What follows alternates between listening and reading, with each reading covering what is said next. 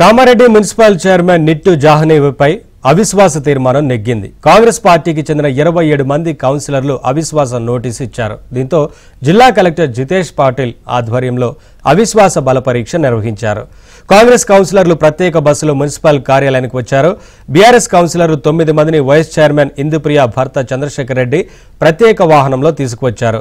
Chairman జాహ్నవిపై అవిశ్వాస తీర్మానం నెగ్గడంతో ఆమె స్థానంలో ఇందుప్రియను ఇన్ఛార్జిగా జిల్లా కలెక్టర్ నియమించారు.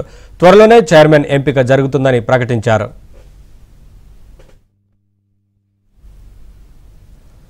అప్డేట్స్ మా కరెస్పాండెంట్ శ్రీపతి అందిస్తారు. శ్రీపతి, మరొక మున్సిపల్ చైర్పర్సన్ పోస్టు కాంగ్రెస్ ఖాతాలో చేరిందని చెప్పుకోవచ్చు. ఉమ్మడి నిజామాబాద్ జిల్లాలో గత కొద్ది రోజులుగా కూడా మున్సిపల్ చైర్పర్సన్ స్థానాలన్నీ కూడా కాంగ్రెస్ ఖాతాలోకి వెళ్తున్నాయి. ఇందులో భాగంగానే ఈరోజు కామారెడ్డి మున్సిపల్ చైర్పర్సన్ నిట్టు జాహ్నవిపై పెట్టిన అవిశ్వాసం నెగ్గింది.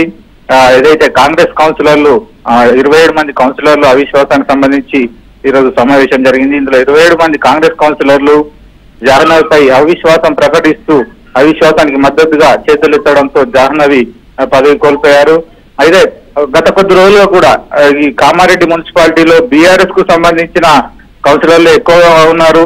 మొత్తం 49 మంది కౌన్సిలర్లు ఉన్న ఈ మున్సిపాలిటీలో తొలి రోజుల్లో ఏదైతే మున్సిపాలిటీకి ఎన్నికలు జరిగాయో తొలి రోజుల్లో పూర్తి మెజారిటీ ఉండింది. 49 మంది గాను సుమారు 40 మంది వరకు బీఆర్ఎస్ కౌన్సిలర్లు ఉంది.